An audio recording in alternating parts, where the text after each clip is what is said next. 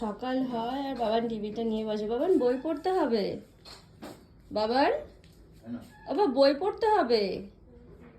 এই যে আসো বই পড়তে যাবো, আসো আসো আসো বই পড়তে যাবো, আসো।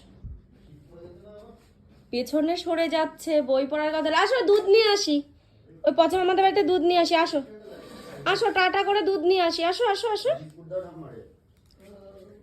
এই যে আসো দুধ নিয়ে আসি, পচা আমাদের বাড়িতে দুধ নিয়ে আসি, আসো। তো রাখো ওখানে নিচ্ছি। আমার চা কোথায় রাখলাম? তোমার চা আমি তো জানি না। বাবা আসো দুধ নিয়ে আসি। টিভি, হ্যাঁ দুধ আনতে যাব। দুধ আনতে যাবি? দুধ আনতে যাওয়ার বলে কথা বললে বাবান চলে আসে। হ্যাঁ চলে আসো। ও বাবা এখন একটু ইয়ার্কি করছে যে আমি এখন যাব না, আমি দুধ আনতেও যাব না। সকাল হয় আর পাপান হলো টিভিটা নিয়ে বসে একদম, মানে ঘুম থেকে মানে মুখ ঠুকও ধুতে পারবে না, চোখ মুখও ধোবে না, তার মধ্যে বাবানের টিভি নিয়ে বসা লাগে, তাই তো বাবা? টিভির রিমোটটা নিয়ে। আমি টিভি চালিয়ে দেবো না, বই পড়তে হবে। বই না পড়লে টিভি চালিয়ে দেবো না। কি বাবা?